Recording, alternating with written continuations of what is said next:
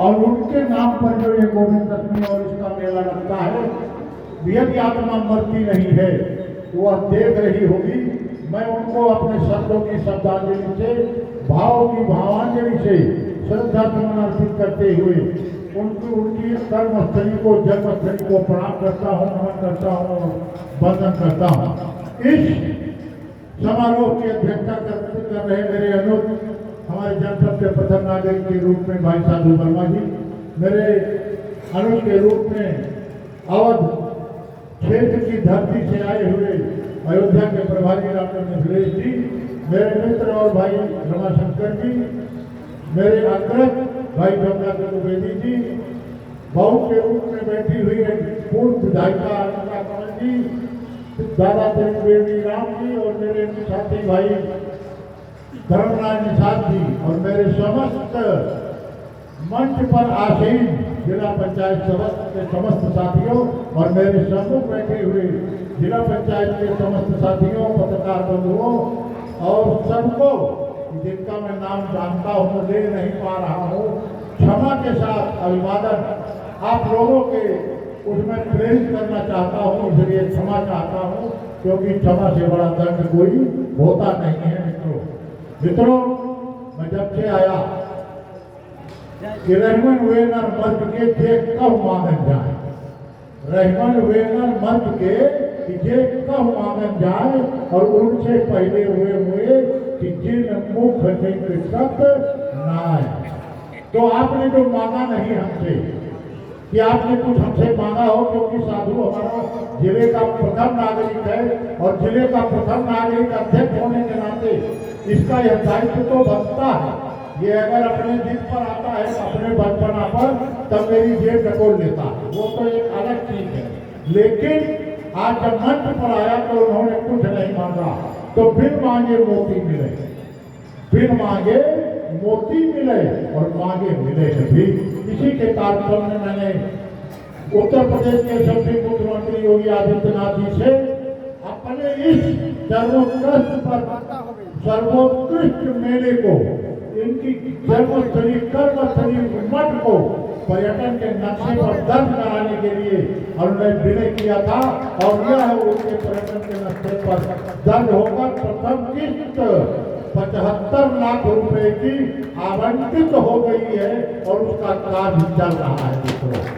दूसरा, यहाँ पर गोविंद साहब मेला क्षेत्र 2.750 किलोमीटर सड़क से चौड़ीकरण का कार्य भी धर्मार्थ सेवा ट्रस्ट की तरफ से मैंने स्वीकृत कराया है, और वह पैसा जल्दी ही आ जाएगा।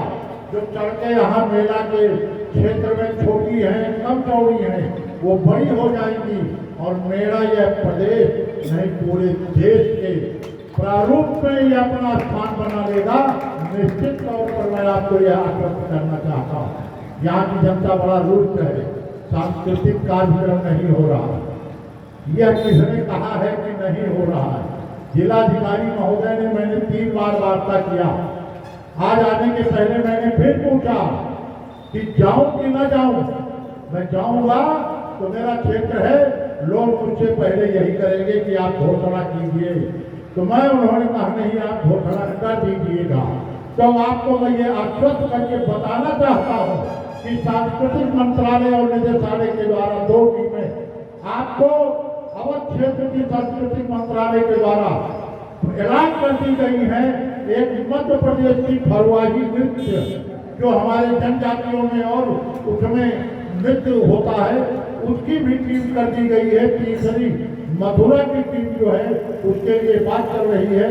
जल्दी ही उनके सारे पुरुष और महिला कलाकार, उसमें नृत्य कलाकार भी है, जो सांस्कृतिक नृत्य है, लोक नृत्य है, उसका कार्यक्रम आपके इस मेले में जल्द ही शुरू हो जाएगा, क्योंकि अभी तो मेला स्टार्ट हो रहा है।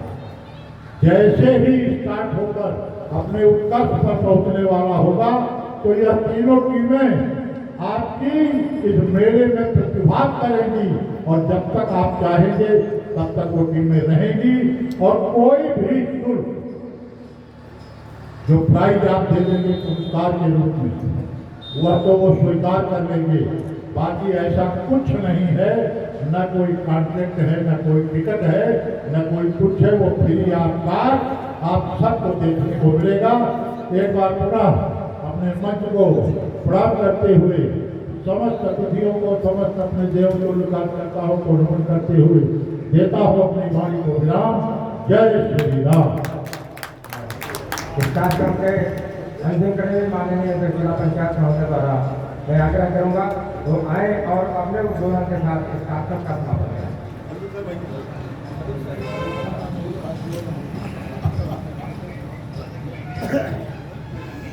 आज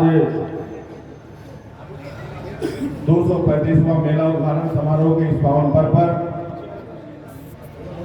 सबसे पहले मैं श्री संत गोविंद जी महाराज जी के चरणों में नमन बंदन करते हुए आज इस मेला उद्घाटन कार्यक्रम के मुख्य अतिथि हम सबके पिता को पूर्व सांसद, वर्तमान में विधान परिषद के हमारे सदस्य